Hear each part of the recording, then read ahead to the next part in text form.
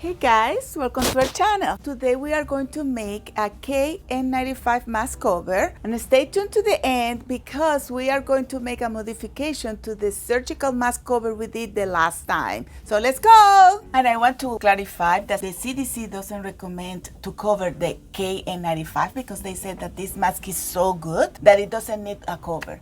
But a lot of people still like to cover it. So this is the mask. I'm unwrapping it. As you see, it's a KN95. And what I'm gonna do, I will trace the pattern. I'm marking the seam allowance and the elastic position. And now I will divide my pattern in two in the elastic position because I will make a slit there so the elastic can go out. So I'm marking the seam allowance as well so I can sew. And my pattern is basically done. Now I will cut it out. This is what I like to do. I love to pattern. I am fashion designer, a pattern maker, and this is what I do all the time. So these are my two pieces. But don't worry, you don't have to do all of that. You just have to go to the description box and download the PDF. Now I will go and proceed and cut my material. And as you know, I will cut two pieces for the lining and two pieces for the top. And then I will cut two pieces for the other piece for the top and two pieces for the lining. Now I'm placing the pattern on it again because I want to mark the top part. This is very important because you can get confused. You don't know exactly what is the top, what is the bottom. And when you sew, you have to sew top with top and bottom with bottom. I'll have it marked in my pattern and I will give you two patterns. It's the same pattern but two ways to cut it. One easier than the other. So this is my lining. As you see, I am notching the top part again. I'm marking 1 inch away from the edge in all my patterns, but I think if you mark 1 inch and 1/4 will be better. Now I'm making a notch in each mark I did. Now I'm going to sew top with top, right sides together, and I'm aligning all the corners and I will sew until my mark. Then I will lift the pedal and then I will start in the second mark onto the edge. You see there is a hole, and then I will proceed and do the same to the other side until the mark, lift until the mark. And then I will do that to the lining. Now I'm going to the iron and now I'm opening those seams. As you can see, the hole is there and this hole will be the slit so I can put the elastic out. Just keep pressing all the seam allowance. And this one will be my last one. I'm going back to the machine and then I will sew my mask in the center. Again, right sides together. I'll do the same with the lining. And now that I have two pieces of material, what I'm gonna do, I will put the right sides together and I will make sure that I'm matching all the notches and seams. And then I will go and sew all the way around. You have two ways to do it. You can sew all the way around and just flip it through one hole, or you can do what I did here, that I just sew and left one piece unsewn and then turn it through this piece. And then what I did, I took the hole and then I turned it a little bit, you see, just a tiny bit, and then finish my whole seam. Now I'm thinking that it might be easier if I just sew the whole thing and flip it through the elastic hole. Will be convenient as well to snip all around before turning. Then I'm going back to the iron and then I will iron everything in the edge so I can sew comfortably. Notice how I'm always trying to tuck very well the lining in, so when you do the top stitch, your mask will look great. Now I'm doing a top stitch all around the hole and make sure to tack very well the corners. This will going to reinforce the hole.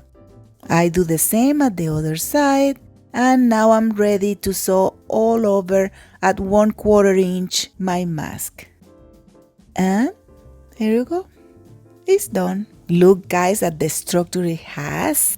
And now let's just try it on the mask. This is my first time using the KN95, so I'm excited. I really haven't used it never, so I don't know how it will feel. Let me put it on my face. Let me see. One elastic. The elastic are good. Now the nose wire. What do you think, guys?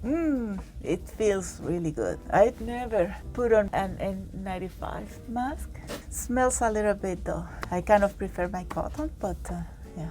In last week's video, we made a mask cover for a surgical mask. But since then, I've actually made some tweaks, and you can see it really adheres better to my face. But last week's tutorial is still very valuable, so you should check it out for more details. So I'm going to start by tracing out a 7" by 1.5" rectangle. This is eventually going to be our straps. And then this is the pattern. I actually modified it too, so I'm going to have that link in the description box. But I'm just tracing it out, and now it's time to start cutting. So you're going to need 2 for the top and 2 for the lining for both pieces. And this is what we have all together before we go on to sewing. In last week's video, I introduced this rat tail hack that I like to use a lot for spaghetti straps, and this makes it so easy, guys.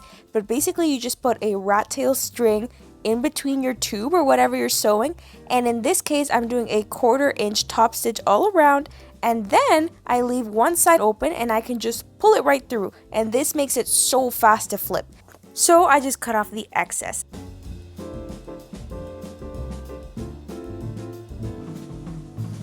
And now let's head over to my iron. So I have this fancy stick that I really like to use to just make sure that everything is nice and neat before I press it all down. I really like to iron before I sew and do my top stitch. I think it just makes all my lines a lot neater.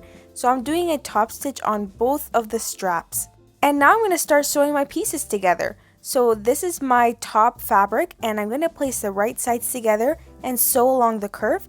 And then I'm going to repeat the same for my lining.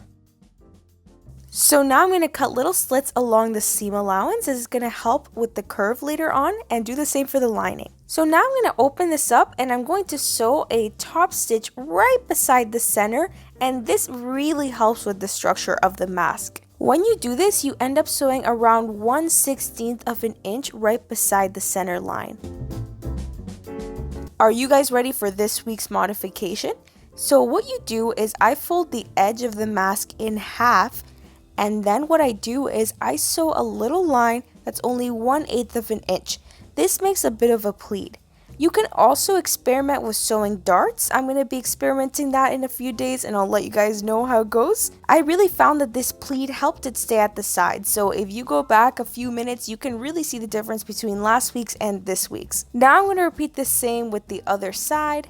And this week I decided to add a nose wire as well. So I'm cutting a piece of material. I like to match it the same as the top material just because I think it looks pretty. So what I'm going to do is I like to do a little hem, we can call it, on the short edges. So I just lightly fold over the fabric and sew it. And then what I'm doing here is I'm going to fold it in half, and I'm going to make a notch to mark my center.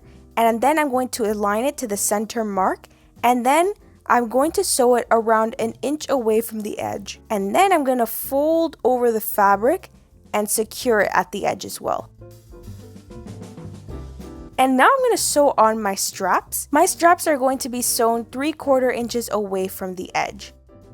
And then you can just cut off all the excess parts. And now I'm grabbing my top fabric. I'm going to place it, make sure everything aligns, and I'm just going to do a big top stitch all around, leaving one end unsewn so I can flip. But before you do that, let's just cut off all those little excess scraps. So now we can flip it, and we're almost done here, folks. So I'm just going to my iron quickly before I finish everything, and I'm going to give it a quick press. Now I can sew closed the side that I left open. And in order to make it reversible, what you can do as well is you can just move the strap over, so don't sew it shut. And I'm doing a big top stitch all around to just close it. What I like to do as well for the nose wire is I like to add an extra top stitch, and this really helps with the grip of the nose wire. So here it is, folks. It looks gorgeous, doesn't it? Here I'm going to insert my surgical mask, just pull the straps through and make sure that the mask fits here. So let's just try this one. I'm making a little knot because it's too flimsy, this elastic, and doesn't really hold very well. By that I'm making a little smaller. I'll put it on. Oh wow. I didn't put the nose wire. Oh wow. I feel like everything here is hugging me. Like there's like. So this is my aluminum nose wire. I'll put it in. Oh wow. It makes a difference. I think both ways are good. Like this one holds a little bit more, but the difference is not so huge. Some people expressed interest in wanting to buy them, so for the people that did purchase on Etsy, I actually made an instructional video showing how to best wear this mask. So please, you're welcome to check out that video. The link is in the description box. But if you like this video, please make sure to give it a like, comment, and share to boost the algorithm. And please don't forget to subscribe so you don't miss out on any more free patterns. Bye!